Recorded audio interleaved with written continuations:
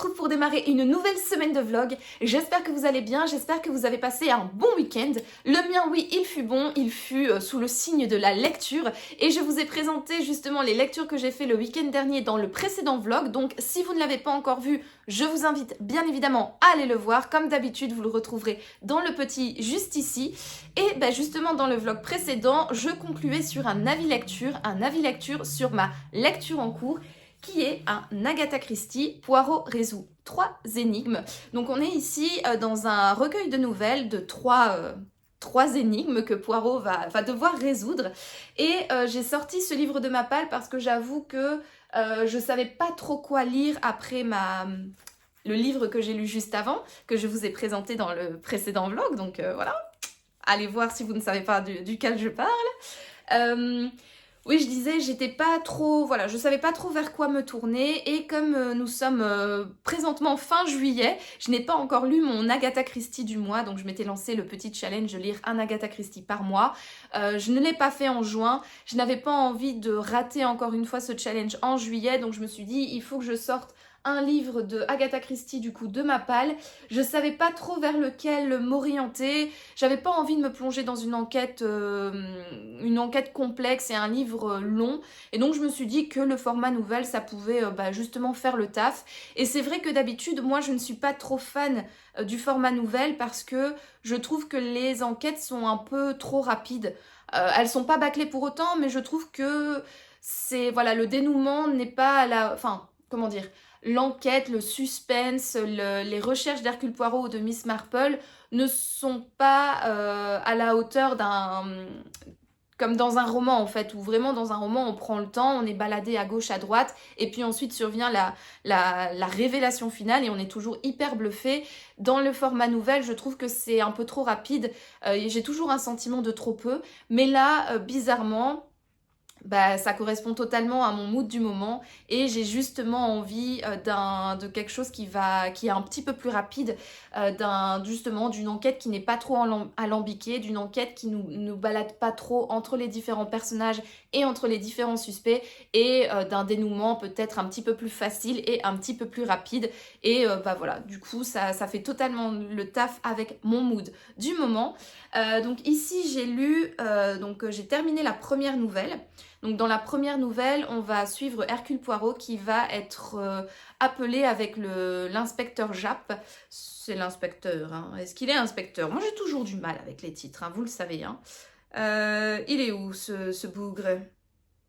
Japp, oui, je pense que c'est l'inspecteur, le commandant, Bref, c'est quelqu'un de la police, quoi. Enfin bref, donc on va l'appeler Japp tout court. Donc il est appelé en fait sur une scène de suicide. Voilà, une dame s'est malheureusement suicidée. Et Poirot est appelé pour constater le suicide. Mais bien évidemment, il va y avoir quelque chose.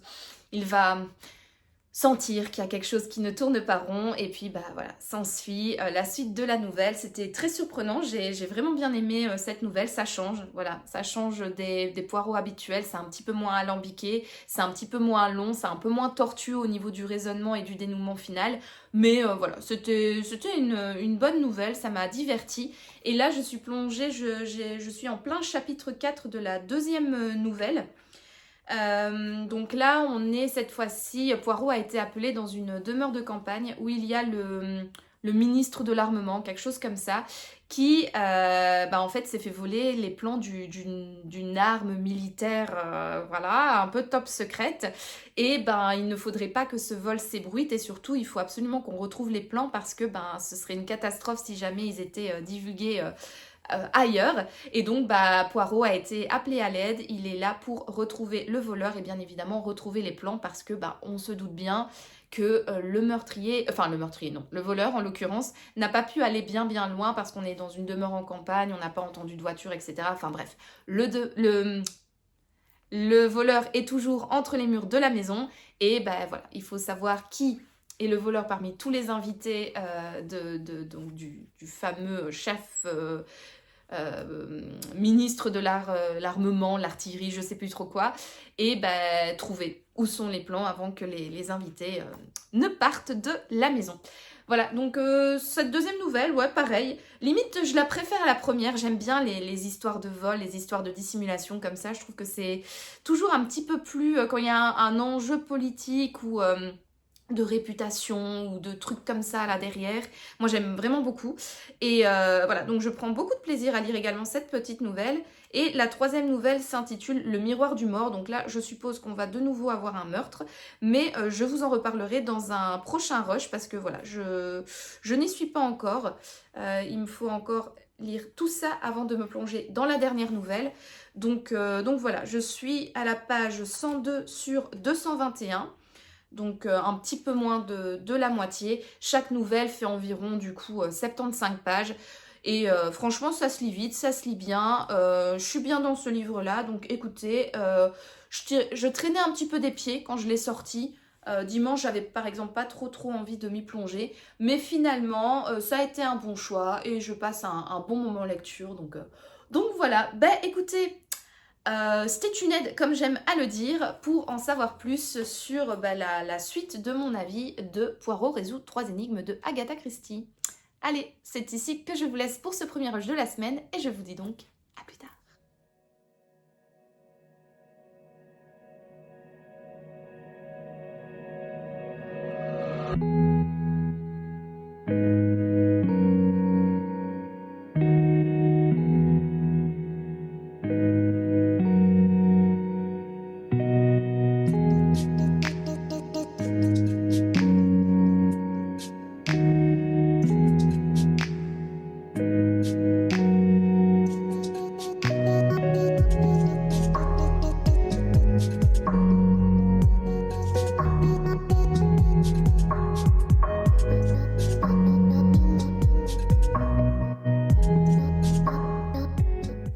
Hello, on se retrouve, on est samedi et je viens donc continuer cette semaine de vlog.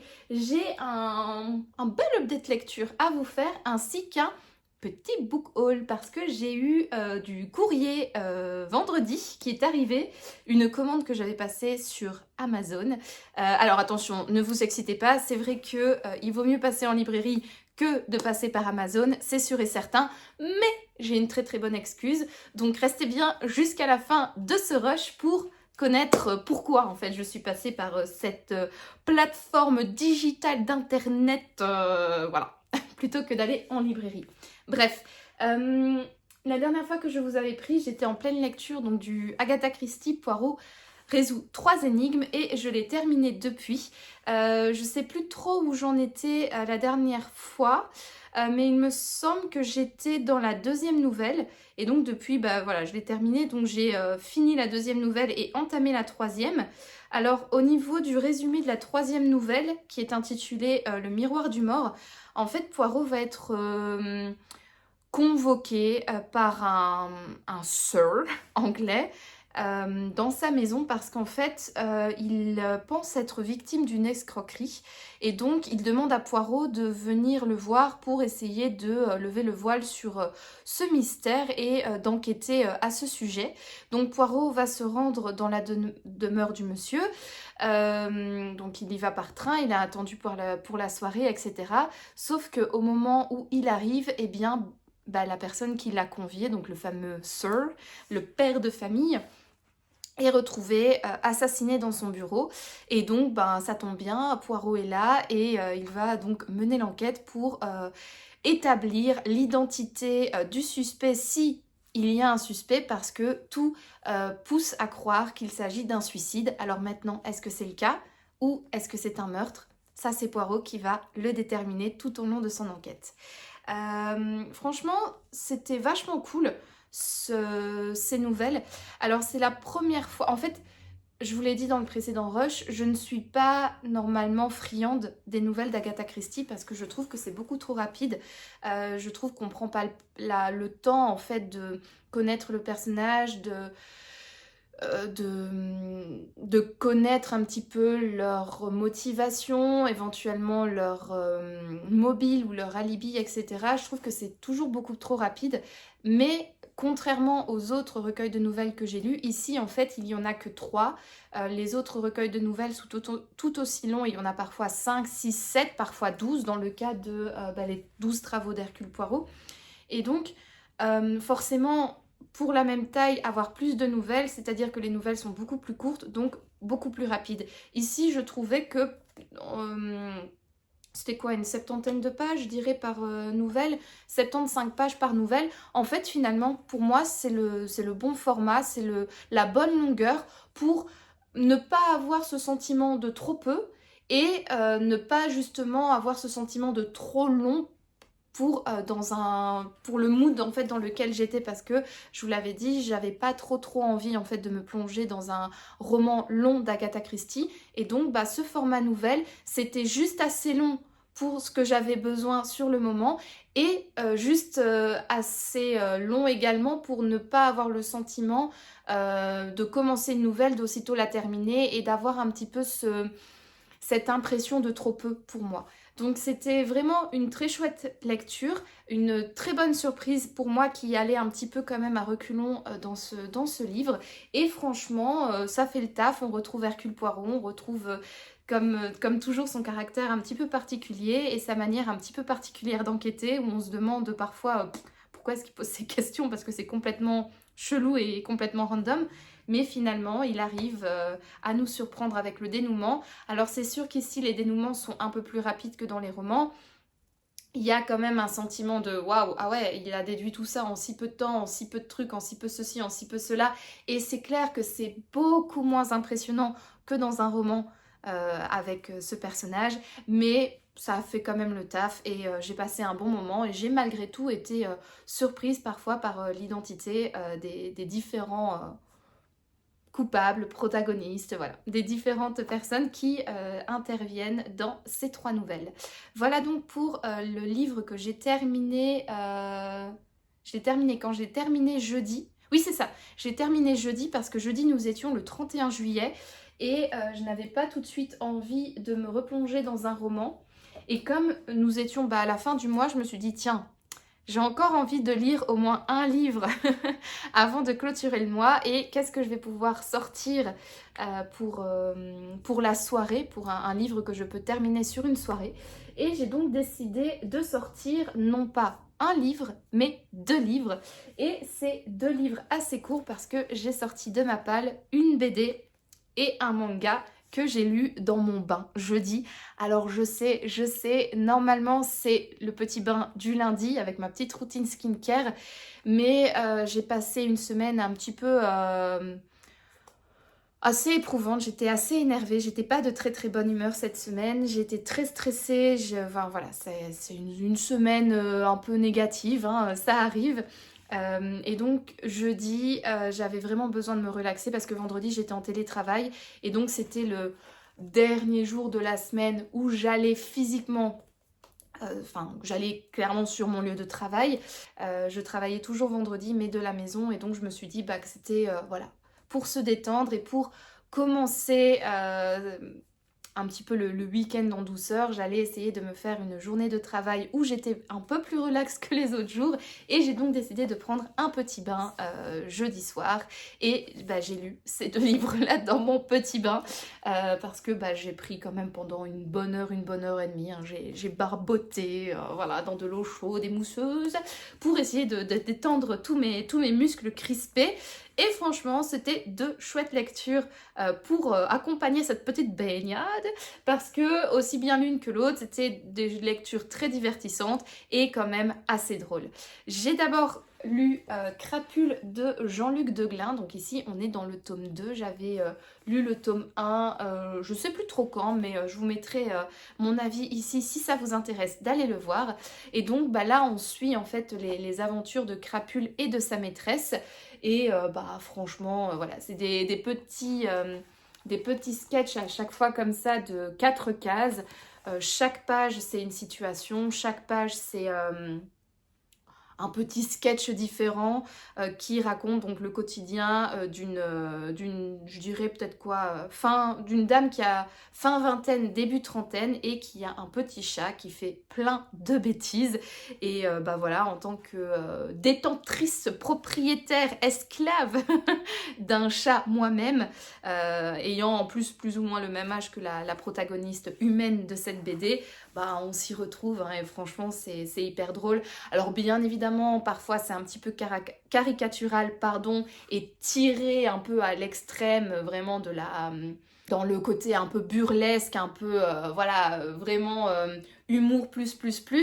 J'ai pas le mot de vocabulaire pour exprimer ce que j'ai envie de dire, mais parfois c'est pas, enfin voilà, c'est un peu hors réalité, mais ça reste quand même crédible et c'est tiré par les cheveux, c'est un petit peu burlesque, mais voilà, ça fait rire et on comprend tout à fait ce que l'auteur veut dire par là, parce que bah, quand on a un chat, on sait très bien que parfois ça peut être de très belles petites crapules.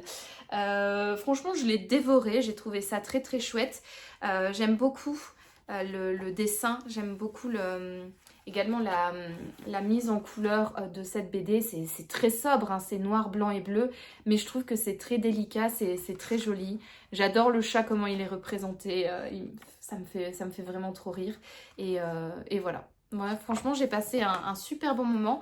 Donc, si vous êtes également adepte des BD qui mettent en scène nos petits amis félins à poil et à quatre pattes, ben, je vous invite à vous pencher sur le travail donc, de Jean-Luc Deglin, pardon, parce que c'est vraiment beau, aussi bien au niveau des dessins que du scénario. Moi, je trouve ça très très drôle. Ça reste très soft par rapport à Putain de chat, où là, on va vraiment un petit peu plus dans la grossièreté et dans le côté... l'humour un petit peu noir et grinçant. Ici, ça reste un humour très très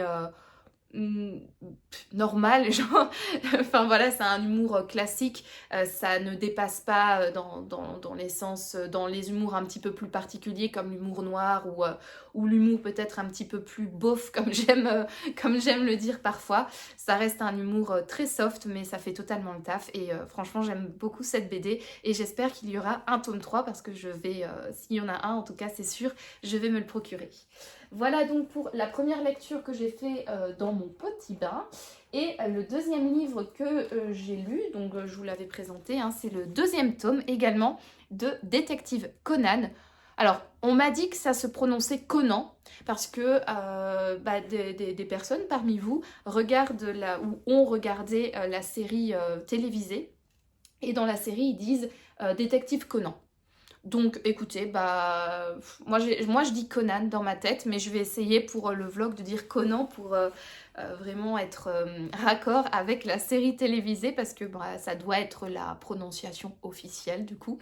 Donc on suit la suite des aventures de ce petit détective. Donc pour rappel en fait, Conan c'est pas son vrai nom. En fait, je sais plus son vrai nom. Est-ce que c'est noté quelque part ? Attendez, je vais regarder. Oui, Shinichi Kudo. En fait, Shinichi Kudo, c'est un adolescent qui avait 17 ans, qui à un moment a vu quelque chose qu'il n'aurait pas dû voir et des méchants l'ont empoisonné et le poison a eu comme effet de le faire rajeunir. Donc il n'a plus 17 ans mais il a 6-7 ans.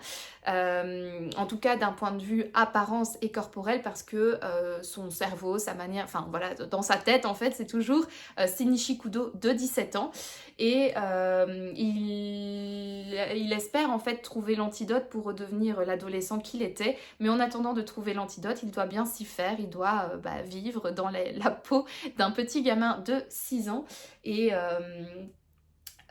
voilà, et donc du coup il va, alors je vous passe rapidement les détails parce que c'est un peu long à expliquer, mais en gros il vit chez sa meilleure amie, donc en fait Shinichi Kudo, celui de 17 ans, il a une meilleure amie, on comprend très très vite que ils ont des sentiments amoureux l'un pour l'autre, mais qu'ils ne se le sont pas encore avoués, mais bon, bref, ils sont amis, et par un détour du hasard, voilà, Conan va aller habiter chez cette fille-là et le papa de cette fille, il est détective. Mais c'est un détective un petit peu nul et Conan, lui, il a la faculté en fait d'être très clever, d'être très réceptif et de résoudre pas mal d'enquêtes. D'ailleurs, quand il était encore Shinichi Kudo, il collaborait souvent avec la police et il résolvait comme ça pas mal d'enquêtes là où la police en fait était incapable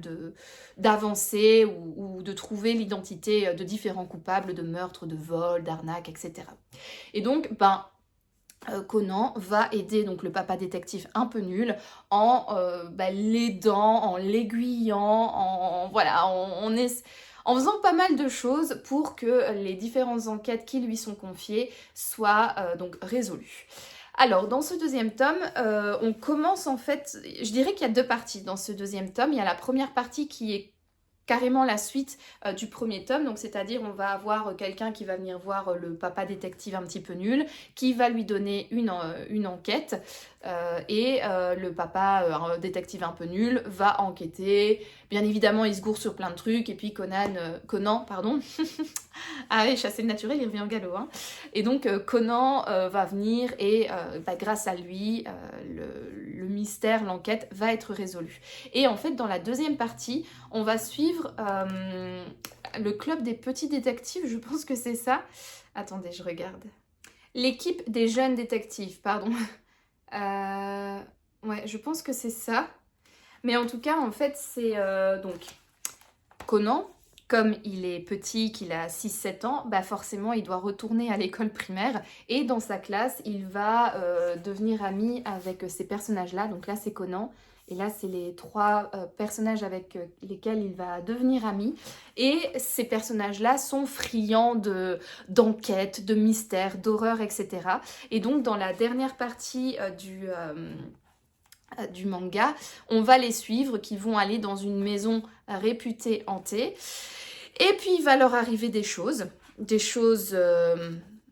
qu'on pourrait penser surnaturelles ou en tout cas très mystérieuses. Et bien évidemment, Conan, lui, il va résoudre tout ça, il va dénouer les nœuds du mystère, enfin bref, voilà, c'est une enquête d'un différent style. On n'est pas dans une disparition, on n'est pas dans un meurtre, on n'est pas dans un vol, on n'est pas dans un empoisonnement où il faut un peu enquêter. On est véritablement là à l'intérieur d'une enquête, d'une enquête d'un autre type parce que du coup la maison est réputée hantée, les petits détectives vont y aller, il va se passer des choses très mystérieuses et en fait Conan lui va rationaliser tout ça et donner une explication à tout ce qui s'est passé et en même temps voilà, trouver l'explication derrière certains petits mystères. Donc ça a un côté beaucoup plus, je trouve, thriller horrifique, la fin de ce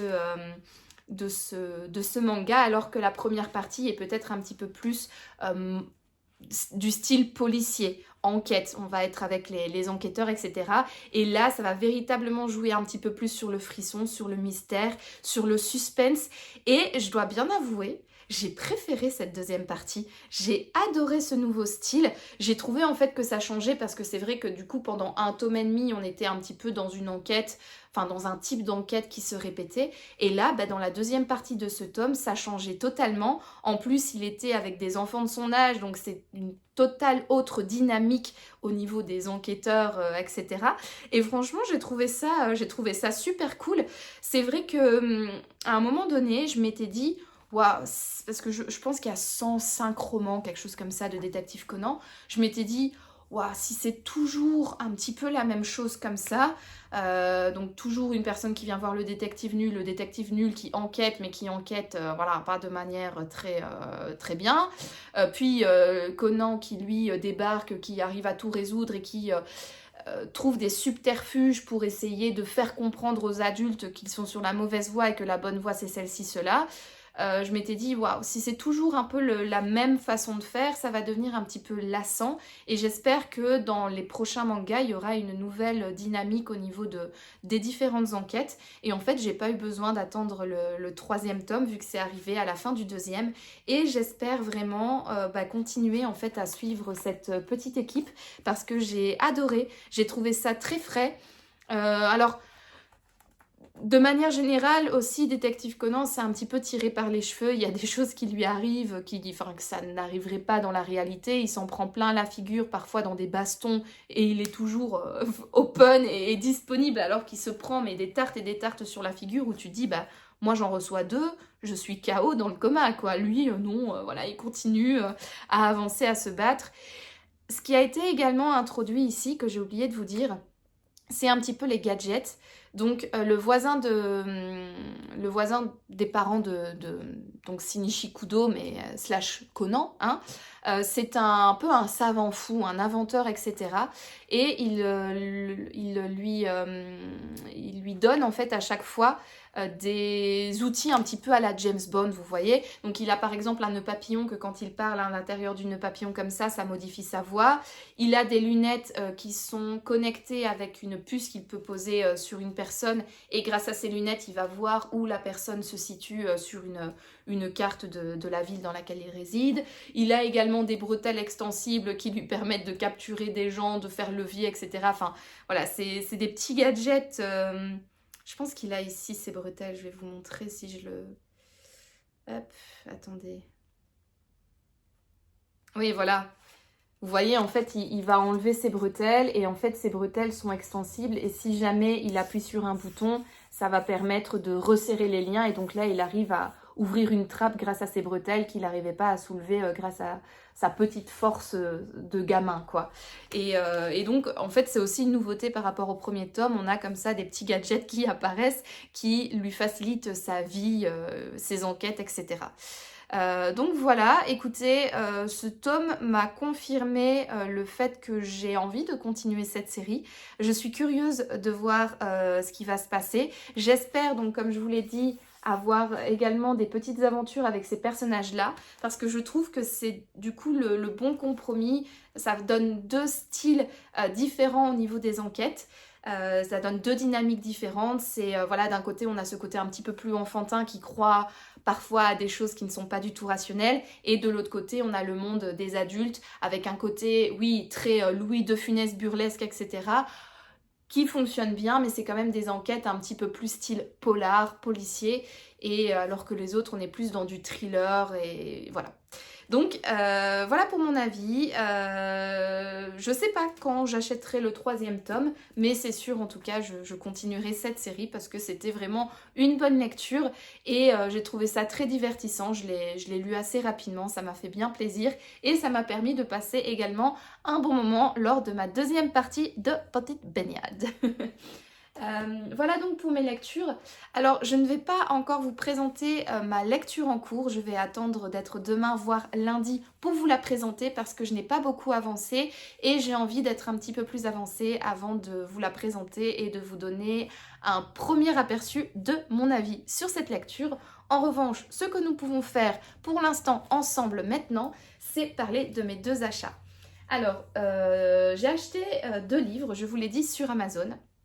Et pourquoi je suis passée par Amazon?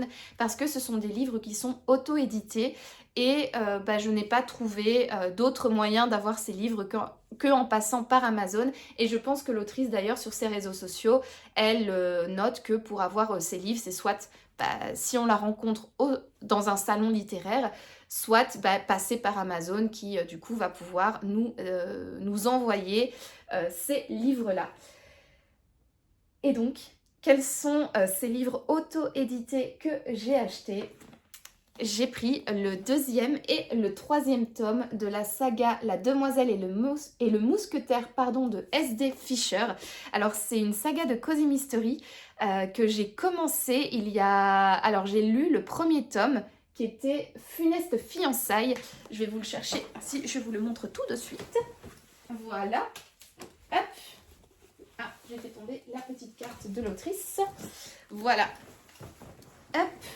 Donc, j'avais lu ce livre-là lors de mes vacances, décidément, lors de mes vacances de Noël. Et j'avais véritablement adoré ce Cozy Mystery. Donc, on est ici avec Joséphine et Jérôme de Faucon de Montesson, comte et mousquetaire de sa majesté, d'où la demoiselle et le mousquetaire. Pardon. Et donc, en fait, on est dans un Cozy Mystery qui se passe sous le règne de Louis XIV. Donc au niveau de l'époque, j'ai trouvé ça totalement original. J'avais déjà lu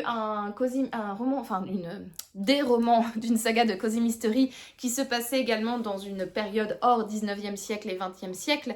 C'était donc au service secret de Marie-Antoinette, donc qui se passait sous le règne de Marie-Antoinette, donc du coup au 18e siècle. Mais j'avais pas encore trouvé, plongé... À tes souhaits, mon mari! Enfin bref, donc je disais, très souvent les sagas de Cozy Mystery, ça se passe donc à notre époque, ou au XXe siècle. De temps en temps, on a le XIXe siècle, comme par exemple avec Lady Rose Enquête, mais sinon des périodes historiques plus éloignées, à part au service secret de Marie-Antoinette, on n'en voit pas souvent, quoi. Et donc là, c'est clair que la période m'intriguait parce que j'adore Versailles, j'adore Louis XIV, j'adore même Louis XV, la Pompadour, etc. C'est un peu des périodes historiques que j'apprécie tout particulièrement. Et donc quand j'avais vu que ce livre se passait sous cette période-là, j'étais assez intriguée et je trouvais ça totalement original en fait de placer un Cozy Mystery à cette époque. Et j'avais totalement accroché avec les deux personnages. Et également avec le style de l'autrice. J'avais trouvé ça très drôle, j'avais adoré le rythme de l'enquête et il y a également un soupçon de romance avec lequel j'ai totalement accroché. Et ce livre-là avait été une très très bonne lecture et il fait d'ailleurs partie de mon top 5 des meilleures lectures de 2024. D'ailleurs, je vous avais fait une vidéo à ce sujet, donc je vous la mettrai juste là pour que vous puissiez aller la voir si ça vous intéresse. Et depuis que j'avais lu ce premier tome, j'avais qu'une hâte, c'était de continuer la saga. J'avais attendu le salon Le Livre à Metz parce que en fait, en 2020, oui, on est en 2025. En 2025, donc je suis allée à Metz avec mes copines de book club. Et en fait, l'année d'avant, donc en 2024, j'y étais allée avec Sophie. Donc du compte Instagram Les Épilogues de So, également ma copine de book club que vous connaissez maintenant très très bien sur cette chaîne. D'ailleurs je te fais coucou Sophie si tu passes par là. Mouah, bisous. J'avais en fait croisé le chemin de l'autrice à cette occasion, donc au salon Le Livre à Metz en 2024, et je lui avais pris donc ce roman qui m'avait intriguée. En fait j'étais passée devant son stand et j'avais été totalement séduite par la couverture et donc au fur et à mesure j'ai regardé la maquette de présentation de sa saga. Voilà, elle m'avait tendu ce petit flyer. J'avais vu Cozy Mystery Louis XIV, roman drôle, un soupçon d'amour, j'étais genre well, sounds good. So, j'avais été revoir l'autrice et on avait un petit peu discuté et elle m'avait totalement convaincue de prendre ce premier tome. Donc je l'ai lu pendant mes vacances de Noël 2024. J'ai effectivement totalement été séduite et donc je pensais recroiser son chemin cette année au salon Le Livre à Metz, mais malheureusement elle n'était pas là. Et donc, plutôt que de lui prendre en personne, je me suis dit, voilà, j'ai un petit peu attendu, parce que ma palle, elle est quand même relativement grande, donc j'ai de quoi faire. Et puis, c'est vrai que, à force de réfléchir à mes prochaines lectures, à chaque fois, je revenais, en fait, sur La Demoiselle et le Mousquetaire. J'étais là, j'aurais bien aimé m'y plonger, Et donc, cette semaine, je me suis dit, tu sais quoi, arrête de dire que t'aimerais bien t'y plonger et puis d'être frustrée parce que tu n'as pas les tomes dans ta palle. Fais quelque chose, Noémie, bouge-toi un petit peu le petit popotin et fais en sorte d'avoir les livres dans ta palle pour que la prochaine fois, tu puisses effectivement les commencer. Et donc, c'est pour ça que je suis passée par Amazon et que j'ai donc été commander ces deux livres, donc le tome 2 Meurtre sur mesure et le tome 3 Châtiment céleste. Alors, je me tâte de vous lire les quatrièmes de couverture parce que comme c'est des tomes en plein milieu d'une saga, j'espère que ça ne spoilera pas. Écoutez, je vais lire et si jamais il y a du spoil, je couperai en montage et vous n'en saurez rien. Voilà, faisons comme ça. Allez, donc, qu'est-ce que raconte Meurtre sur mesure? Le deuxième tome donc de la saga La Demoiselle et le Mousquetaire. Le printemps arrive et avec lui la saison des mondanités. Louise Galtier compte bien trouver un fiancé cette année. Pour ce faire, elle entraîne sa sœur Joséphine à la recherche de nouvelles tenues. Là, le tailleur est retrouvé assassiné dans son atelier, une paire de ciseaux plantée dans le dos. Ravie de cette distraction, Joséphine entreprend d'identifier le coupable. Et quel illustre gentilhomme retrouve-t-on parmi les nombreux clients du défunt? Nul autre qu'un certain mousquetaire. Pardon, j'ai mis trop d'emphase à ma phrase. J'ai trop happé ma salive, j'ai failli m'étrangler. Allez, remets-toi. Et donc, je disais, et quel illustre gentilhomme retrouve-t-on parmi les nombreux clients du défunt? Nul autre qu'un certain mousquetaire qui voit d'un mauvais œil que la jeune fille se mêle encore d'une affaire qui ne la concerne pas. Mais en fouillant dans les affaires du tailleur, elle met au jour des secrets inavouables qui pourraient bien avoir coûté la vie du malheureux tailleur et mettre en péril la sienne. Une nouvelle enquête de la demoiselle et du mousquetaire, un cosy mystery drôle et rythmé sous le règne de Louis XIV. Voilà, alors, ça me donne trop envie. Je pense, il va pas tarder. Il va pas tarder à lire, je ne vais pas tarder à le lire et il ne va pas tarder à sortir de ma palle parce que ça a l'air trop bien. Alors, au niveau de la thématique, ça me fait fortement penser à justement un livre de... au service secret de Marie-Antoinette parce que si je ne dis pas de bêtises, attendez, il y en a un qui se passe aussi comme ça, voilà, la mariée était en rose Bertin. Voilà, donc l'autre saga dont je vous parlais là, qui se passe sous le règne de Marie-Antoinette, c'est donc des livres de Frédéric Lenormand. Voilà, j'ai les 4 premiers tomes. 1, 2, 3, 4, oui. J'ai le 5e qui est dans ma palle. Je vous avoue que ces deux-là, ils m'avaient un peu moins plu que les 2 premiers. Et du coup, ça m'a un peu refroidi pour continuer la saga.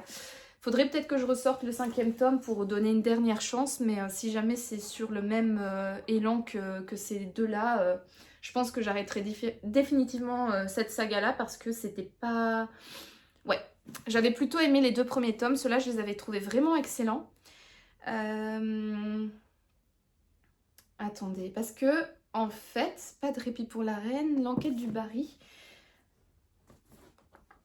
ça me faisait penser en fait pas mal à... Oui, c'est ça.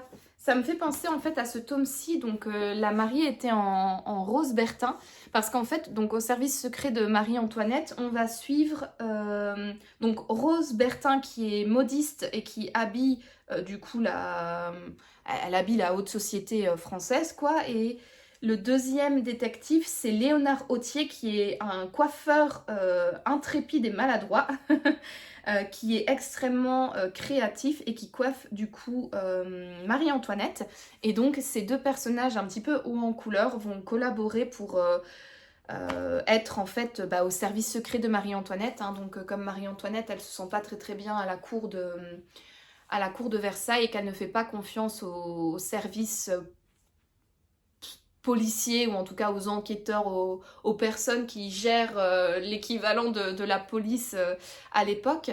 Elle fait pas confiance à ces personnes officielles et donc du coup elle va se créer elle-même un petit duo d'enquêteurs voilà, qui va lui permettre de fouiner, de résoudre des mystères, etc.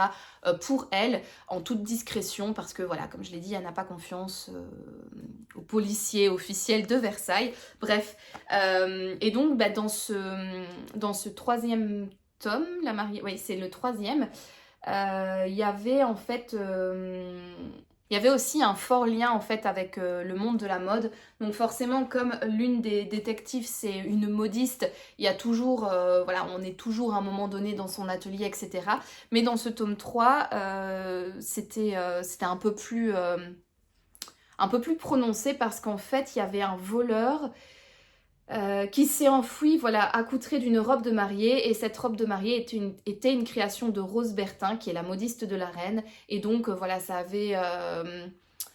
Enfin bref, l'enquête tournait autour un petit peu plus de Rose, etc., du milieu de la mode, et on était beaucoup dans son atelier, si je ne dis pas de bêtises, dans ce 3e tome, et donc voilà, tout ça pour dire que le résumé de ce 2e tome me fait fortement penser d'un point de vue un peu plus globale à la saga, donc au service secret de Marie-Antoinette, et plus précisément donc à ce 3e tome.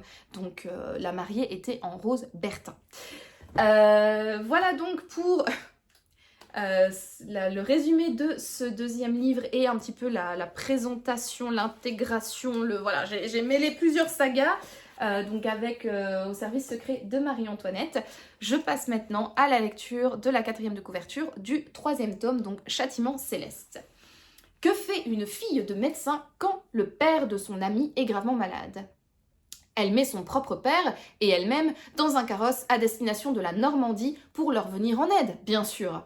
C'est ainsi que Joséphine se met en route pour Aranges, fief de la famille de Jérôme, sans se douter que ce voyage ne va pas du tout tourner comme elle l'imaginait. Alors, petite parenthèse, Jérôme, c'est le fameux mousquetaire, hein, Jérôme de blablabla, blablabla, pout, prout, prout, prout. Hein, vous vous souvenez ? Comte et mousquetaire du roi. Ensuite, car le château des Faucons de Montessan compte un locataire inattendu, un fantôme que l'on accuse bientôt de meurtre. Pour la demoiselle et le mousquetaire, à l'esprit rationnel, c'en est trop. Tous deux entreprennent de démasquer le véritable coupable sans se soucier des convenances ni de leurs différences et sans prendre garde à leurs sentiments. Ce qui pourrait bien ne pas plaire à tout le monde. 3e enquête de la demoiselle et du mousquetaire, un cosy mystery drôle et rythmé sous le règne de Louis XIV. Ah alors là, je pense que vous l'avez vu, il y a une phrase sur cette 4e de couverture qui me plaît grandement, c'est sans prendre garde à leurs sentiments. Donc ça veut potentiellement dire que leur petite histoire d'amour, il va avoir peut-être du rapprochement. Ouais, je sais pas, mais en tout cas, vous le voyez, ça me met tout en joie. Je suis excitée comme une puce et j'ai hâte du coup de lire ce 3e tome et de voir ce qu'il en est au niveau de la romance. Parce que je vous l'ai dit, il y a un soupçon de romance dans cette saga, et moi, c'est vrai que de temps en temps, je ne suis pas insensible comme ça, un petit soupçon de romance, un petit soupçon, voilà, de bisous-bisouilles entre deux personnages. Parfois, ça dépend des contextes, mais parfois, ça me met comme ça en joie et je suis toute contente de suivre ces histoires d'amour fictives. Écoutez, voilà donc pour la 4e de couverture de ce 3e tome. J'ai trop hâte, je le répète, mais je pense clairement que cette saga va être vite avancée. J'ai hâte. J'espère vraiment que ce sera tout aussi bien que le 1er tome. J'espère retrouver la plume très addictive, bien travaillée, bien rythmée et ce côté très très drôle que j'avais adoré dans le 1er tome.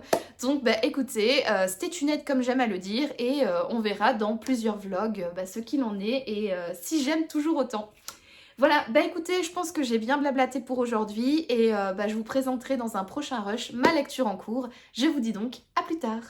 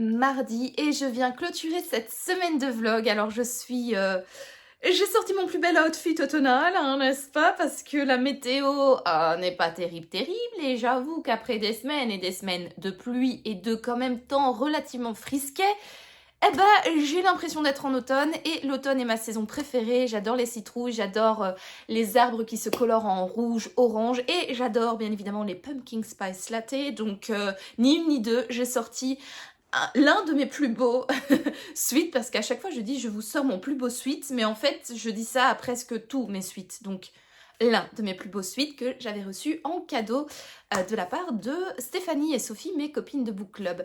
Ouais, donc je suis en pyjama parce qu'en fait je viens d'aller courir, j'ai pris ma douche et bah j'avais pas trop envie de me rhabiller, j'avoue j'avais un peu la flemme.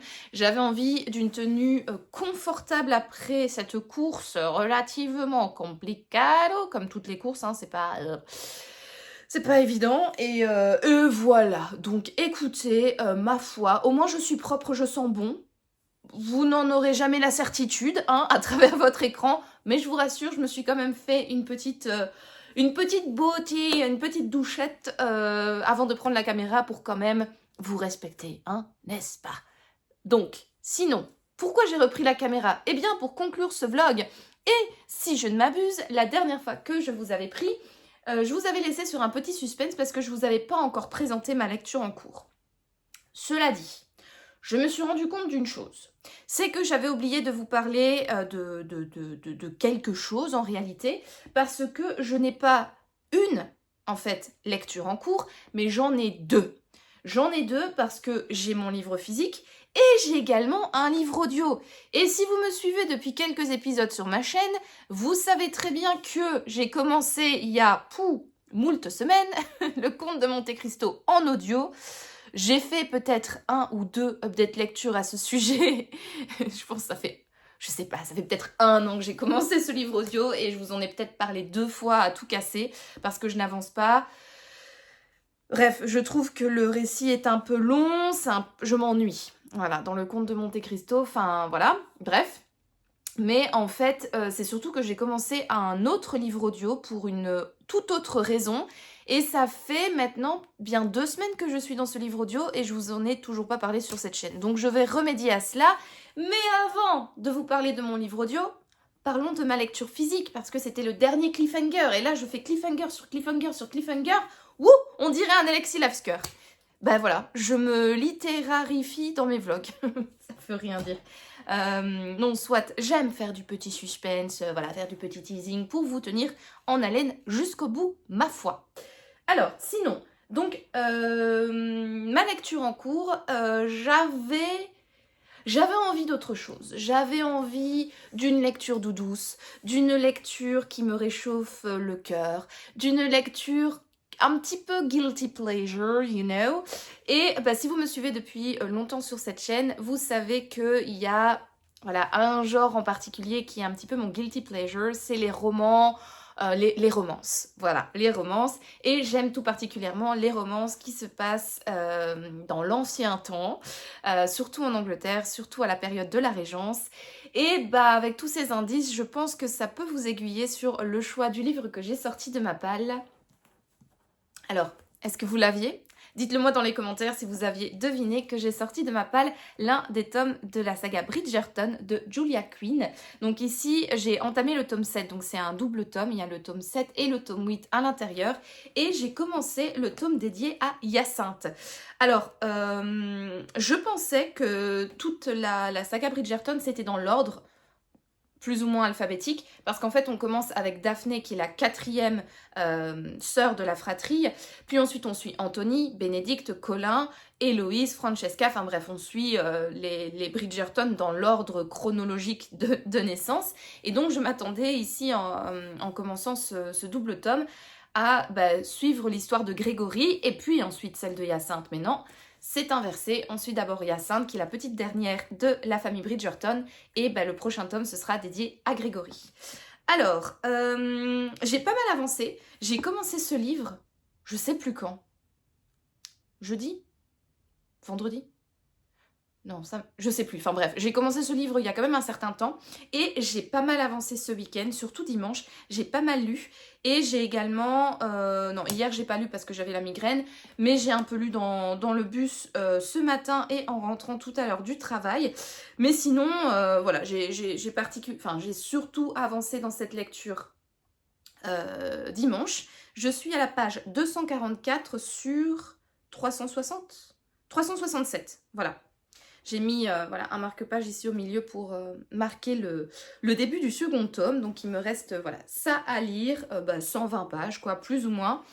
Et franchement j'aime bien, ça se lit vite comme vous pouvez le remarquer parce qu'en très peu de temps j'ai vachement avancé parce qu'il me semble que la dernière fois que je vous avais pris c'était samedi et j'avais lu qu'une cinquantaine de pages, je pense quelque chose comme ça. Et donc vous voyez en un jour j'ai quand même pas mal avancé, même si j'ai pas non plus lu toute la journée dimanche, enfin bon bref, j'ai quand même bien lu. Pour conclure sur ce point. Écoutez, ma foi, j'ai une petite anecdote à vous raconter, mais je vais d'abord vous donner mon avis pour l'instant donc sur ce tome. C'est un tome de Bridgerton, hein, donc il n'y a pas grande surprise. Donc on va suivre Hyacinthe, donc elle a 22 ans, et bien évidemment elle est célibataire. Et ça fait déjà plusieurs saisons qu'elle est sortie dans le monde, sur le marché du mariage, et il y a encore personne... Enfin, elle n'a encore épousé personne, elle a eu plusieurs demandes, mais elle les a toutes écartées parce que les hommes, elle les trouvait pas dignes d'elle, sa famille pas trop non plus. Et en fait, il faut savoir que Hyacinthe, elle a quand même un caractère particulier, elle est un peu tête de mule, elle est très intelligente, donc elle veut véritablement quelqu'un qui sera à la hauteur de son intelligence, qui sera capable de discuter avec elle, de débattre, voilà. Donc elle a quand même un caractère assez bien trempé. Et alors...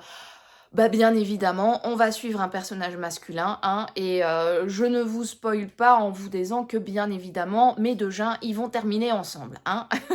Voilà, on est dans un Bridgerton, on se doute bien que le monsieur mis en avant dans le tome, c'est celui qui va terminer avec le personnage principal de la famille. Et inversement, quand on suit un personnage masculin de la famille Bridgerton, c'est la fille qui est mise en valeur qui va finir, enfin voilà, ils vont vivre une histoire d'amour, ils vont finir ensemble, ils vont se marier, ils vont avoir plein de petits bébés. Et voilà, il n'y a pas de surprise dans ces tomes-là, c'est véritablement très cliché, c'est très convenu. En plus, les personnages sont toujours dotés quand même d'un caractère... On est un peu dans le monde des bisounours, hein, tout le monde est gentil. Il y a des personnages un petit peu exécrables et méchants, mais en tout cas, les protagonistes principaux sont toujours gentils, sont toujours très bienveillants, ont toujours des bonnes intentions, sont toujours très respectueux, sont toujours adorables. Enfin bref, c'est la femme et l'homme parfait à chaque fois. Et alors, moi ce que j'aime bien aussi dans les Bridgerton, donc c'est ce soupçon de romance un petit peu convenu, un petit peu cliché, un petit peu gnangnan, hyper prévisible. Et alors, il y a aussi un petit côté spicy, spicy, spicy. Et ce n'est pas... Enfin, moi ça me fait plutôt rire. Je vais pas dire que je suis gênée quand je lis les scènes spicy, mais en fait c'est le vocabulaire utilisé que je trouve un petit peu ridicule. On frise quand même le ridicule dans les descriptions des scènes, voilà, les scènes de fesses. Et moi, ça me fait toujours hyper rire. Franchement, c'est toujours des moments où je suis un peu genre... et où je rigole quand même relativement. Sauf qu'en fait, dans ce tome, la première scène spicy que j'ai lue, j'étais dans le bus hier matin. Et donc, je pense, si les gens savent plus ou moins de quoi parle la saga des Bridgerton, je pense qu'ils m'ont totalement grillé. Les lecteurs qui lisent de temps en temps des petits livres avec des scènes spicy savent que quand on fait cette tête-là,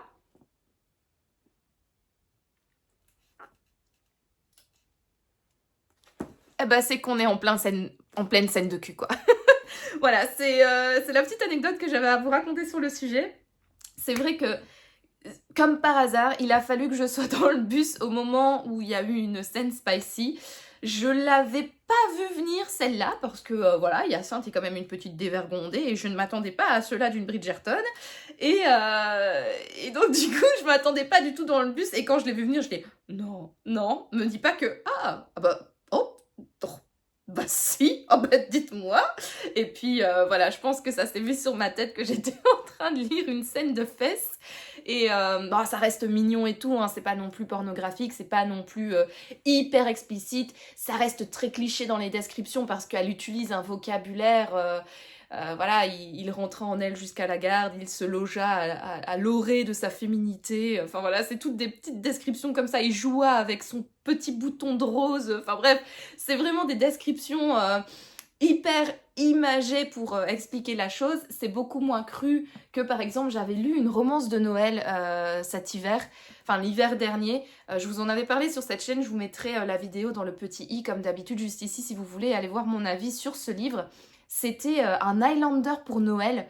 Et là, mon Dieu, les scènes de fesses, oh là là, Bridgerton à côté, c'est peanuts. Hein. Franchement, c'est tout doux, tout mignon, c'est vraiment basique par rapport à Highlander sous le sapin. Mais bon, voilà, c'est quand même... Moi, ça me gêne. Enfin, c'est pas question que ça me gêne, mais c'est question que c'est tellement romantisé, tellement gnangnan, tellement imagé. Et alors, bien évidemment, hein, c'est toujours idéal. Hein. Là, la demoiselle, elle a sa première relation intime. Et bien évidemment, elle est au bord de l'extase, elle jouit, elle prend énormément de plaisir, alors que bah, les premières fois chez les femmes, c'est plus douloureux que plaisant, quoi. Clairement. En tout cas, dans la grande majorité, je ne sais pas, je connais pas toutes les femmes, mais il y a quand même un consensus où la première fois n'est pas très agréable. Là, bien évidemment, tout se passe toujours bien, les hommes sont toujours au top, les femmes aussi jouissent en même temps, enfin bref, voilà, c'est les Bridgerton, tout le monde est beau, tout le monde est gentil, tout se passe toujours bien, et c'est le bonheur sur toutes les étapes. Bah écoutez, ma foi, de vous avoir parlé comme ça du livre, j'ai hâte de continuer parce que voilà, j'ai clôturé le chapitre du coup sur cette fameuse scène et j'ai envie de voir maintenant ce qui lui arrive à la petite Hyacinthe avec donc Gareth, hein, qui est du coup son prétendant. C'est pas un spoil, hein. Clairement vous comprenez dès le premier chapitre que voilà, que c'est eux deux qui vont former le couple phare de cet épisode 7 des Bridgerton. Et sinon, qu'est-ce que j'avais d'autre à vous dire, à part les scènes de fesses? Oui, j'ai trouvé que ce tome, par rapport aux autres, il changeait un petit peu. Je trouvais que le tome de Daphné et d'Anthony se ressemblait. Celui de Bénédicte, il était copié-collé du mythe, du conte, pardon, de Cendrillon, donc c'était un petit peu décevant en un sens parce que déjà vu et revu, quoi, même si j'avais trouvé que les personnages étaient quand même très intéressants. Après, Héloïse et Francesca, j'ai trouvé que ça changeait un peu. Bon, il y a toujours le même schéma hein, classique, mais au niveau des thématiques, au niveau des relations, etc., ça variait. Et ici, on retrouve encore une fois le même schéma, les mêmes thématiques, mais ça change un petit peu parce que autant mon intérêt s'était un petit peu essoufflé avec les tomes d'Héloïse et Francesca, autant ici mon intérêt pour la saga des Bridgerton remonte un petit peu parce que en parallèle de l'histoire d'amour, il va avoir un petit suspense autour de la famille de Gareth. Il y a une espèce de chasse au trésor en fait qui est introduite dans ce livre parce que la grand-mère de Gareth a planqué des diamants quelque part dans le domaine et Hyacinthe s'est mis en tête de les retrouver avec Gareth. Et donc il y a cette espèce de chasse au trésor qui se met en place en fait dans ce roman. Et je trouve ça hyper intéressant, ça donne un petit côté suspense, un petit côté policier, thriller, voilà, roman noir dans la romance. Et j'aime bien cet ajout, j'aime bien cette nouveauté, j'aime bien le caractère de Hyacinthe. Elle est un petit peu différente, elle est très même différente de ses sœurs. J'avoue que je pensais que le caractère aussi décalé, ou en tout cas hors cadre, hors norme entre guillemets de Hyacinthe, aurait plus collé à Héloïse. Et Héloïse m'avait beaucoup déçue dans ce sens où je m'attendais à ce qu'elle soit la rebelle de la famille. Et finalement, ça a été une fille hyper plate. Enfin, son tome, c'est celui que j'ai le moins aimé de tous. Elle m'a vraiment déçue au niveau de son caractère, alors qu'on la présente quand même comme quelqu'un, comme une féministe, quelqu'un qui se laisse pas faire par le cadre, la société, son époque, etc., qui veut sortir du cadre, qui veut voilà, prendre son destin en main et ne pas laisser les autres lui dicter sa conduite. Et là, ben voilà, elle m'avait déçue dans son tome. Et là, même si Hyacinthe reste quand même une bonne fille de bonne famille, elle a quand même ce côté un petit peu rebelle, un petit peu hors norme, hors cadre, qui me plaît beaucoup. Et donc j'ai hâte de continuer son histoire à elle et à Gareth. Voilà donc pour ma lecture en cours et mon avis un peu plus que mi-parcours de ce tome. Et sinon, je vous ai dit que j'avais entamé une autre lecture, cette fois-ci en audio, parce qu'en fait, je vous l'ai dit en introduction de vlog, je vais souvent courir, et maintenant mes runs, mes longues sorties run de la semaine sont de plus en plus... mes sorties sont de plus en plus longues. Je vais courir plus d'1 heure à chaque fois, 1h30, 1h40, voire 2 heures.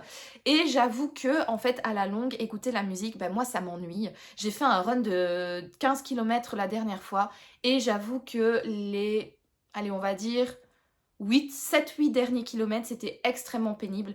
J'en pouvais plus, en fait. J'en avais trop marre d'écouter la musique. J'avais envie de changer, j'avais envie de me divertir. J'avais besoin, en fait, d'avoir quelque chose qui m'aide à tenir, en fait, sur une longue distance et un long temps de running. Et là, donc, Sophie, ma copine de book club, du compte Instagram Les Épilogues de So, que vous connaissez très très bien sur cette chaîne, m'a conseillé d'écouter des livres audio.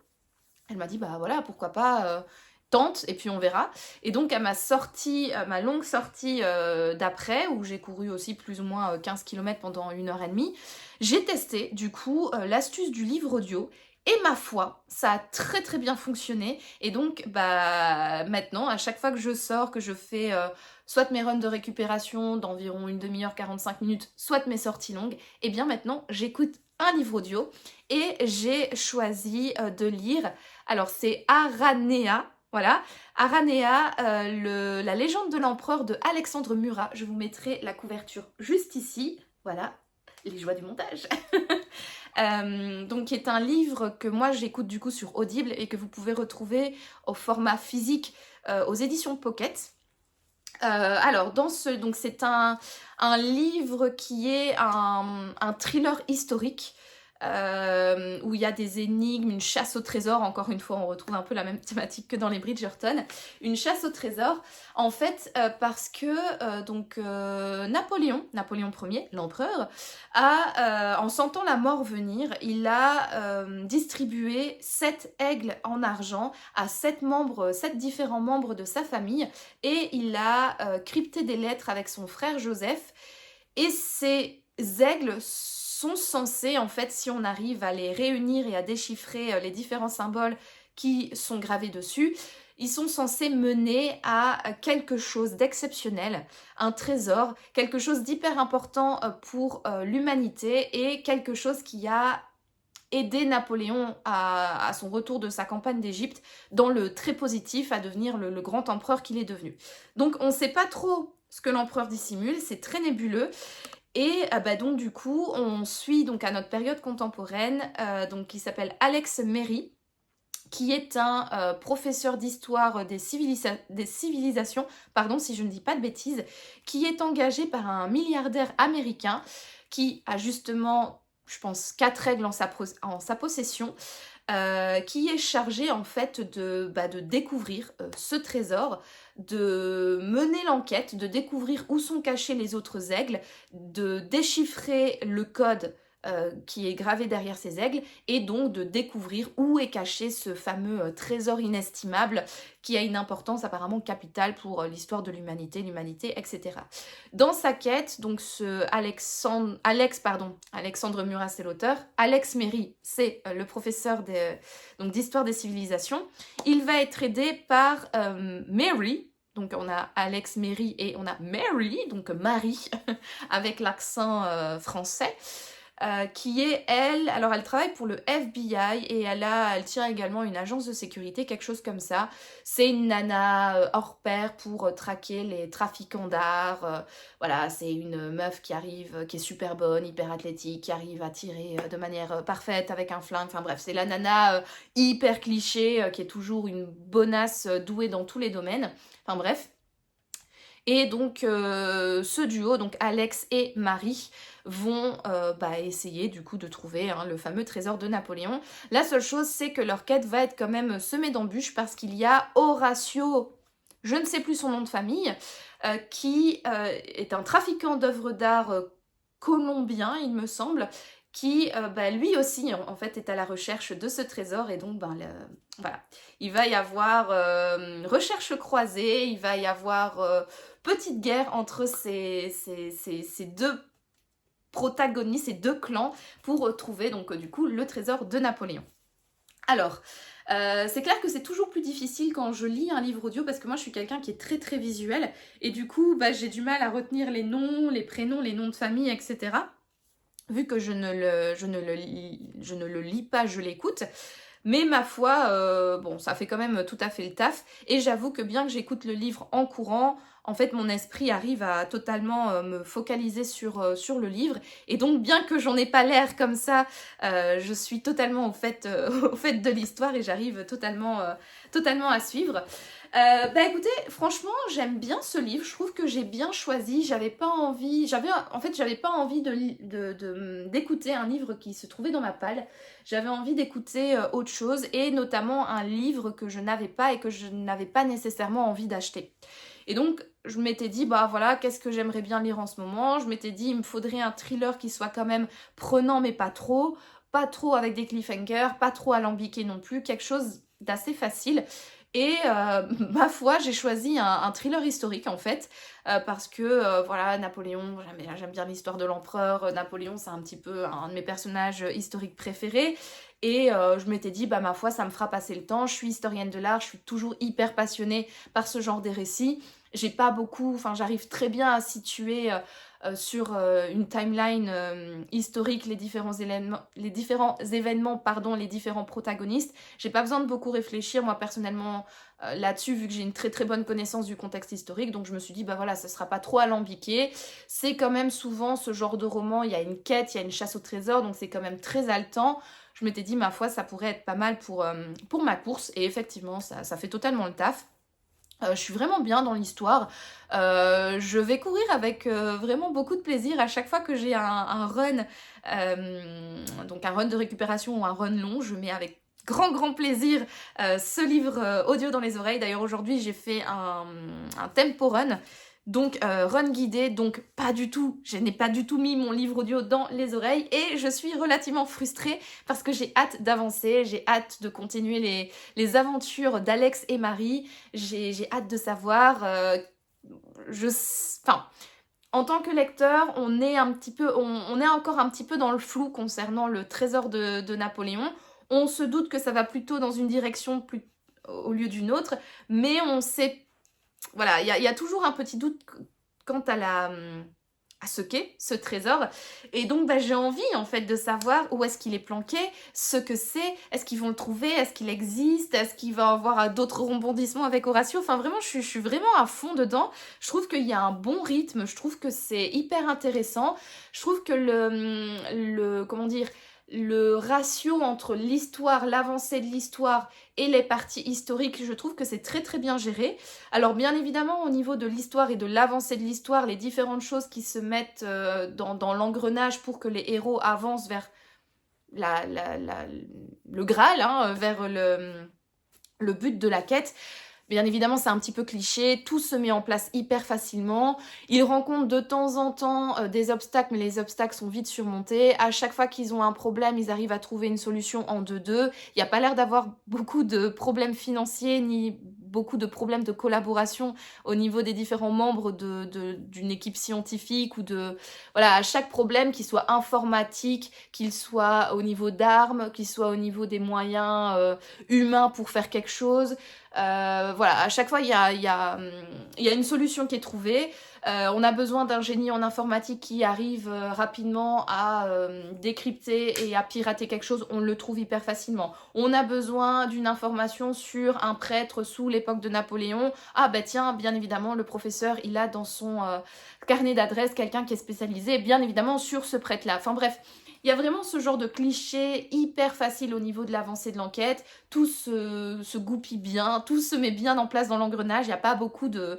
Voilà, c'est bien huilé, quoi. L'engrenage est vraiment bien huilé. Les personnages sont également assez clichés. Moi, je soupçonne que Mary...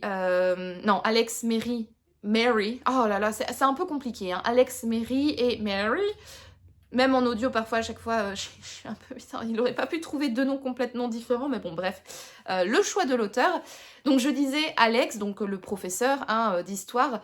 J'ai un peu le sentiment ou l'impression en tout cas que c'est l'alter ego de l'auteur sur papier. Je sais pas pourquoi, mais j'ai vraiment ce sentiment que c'est l'alter ego, peut-être parce que l'auteur s'appelle Alexandre et le professeur Alex, mais de la manière dont il est, je sais pas, décrit, de la manière dont il est exceptionnel comme personnage. Et ouais, je sais pas, j'ai vraiment l'impression que c'est un petit peu la version peut-être améliorée ou l'alter ego un petit peu, j'ai pas le mot, mais l'alter ego un petit peu parfait, enfin idéalisé, voilà, l'alter ego idéalisé de l'auteur. Marie, quant à elle, pardon, bah encore une fois, bah je vous l'ai dit, hein, c'est la nana parfaite, elle est bien évidemment, elle a un physique irréprochable, elle est intelligente, elle sait tirer, enfin voilà, c'est la nana cliché, bonasse comme tout dans les romans. Le méchant, c'est vraiment un méchant, il a des collaborateurs qui sont exceptionnels, qui arrivent à faire, enfin il arrive à faire les 400 coups hyper facilement. Pareil, il a également un personnage féminin qui gravite autour de lui. Et cette femme, c'est également une belle femme, hyper intelligente, surdouée, douée en arts martiaux, douée en histoire, douée en mathématiques, douée au combat corps à corps. Enfin bref, vraiment les personnages sont un petit peu hyper caricaturaux. Mais ma foi, malgré tout ce côté caricatural général aussi bien dans l'histoire que dans les personnages, ben mine de rien, ça fait le taf. Alors, je ne sais pas si, si j'avais lu le livre en physique, est-ce que j'aurais pris autant de plaisir que là en l'écoutant, en faisant mon sport? Je ne sais pas, mais ma foi, en tout cas, je trouve que pour un livre qui m'accompagne lors de mes sorties, ça fait totalement le taf. C'est pas trop alambiqué, comme j'ai dit, c'est hyper facile. Et donc du coup, je pense que pour le coup, je suis peut-être un petit peu plus conciliante peut-être, ou un petit peu plus moins stricte, on va dire, quant à la crédibilité de l'histoire, l'enchaînement des faits et la construction et l'explication des personnages. Voilà donc pour bah écoutez, mon avis également intermédiaire de lecture de Aranea, la légende de l'empereur, donc un livre d'Alexandre Murat que vous pouvez retrouver en physique aux éditions Pocket. Et voilà, c'est sur ce long blabla livresque en physique et en audio que je clôture cette semaine de vlog. Je vous remercie d'avoir regardé cette vidéo. Si elle vous a plu, n'hésitez pas à me laisser un petit pouce bleu ainsi qu'un commentaire pour me dire ce que vous en avez pensé. Et également, n'hésitez pas à vous abonner à ma chaîne pour me soutenir, c'est important. Et en attendant de vous retrouver dans un prochain vlog, je vous souhaite comme d'habitude de passer une excellente journée, une excellente soirée ou une excellente nuit, peu importe. Et je vous dis à bientôt pour de nouvelles aventures livresques. Ciao!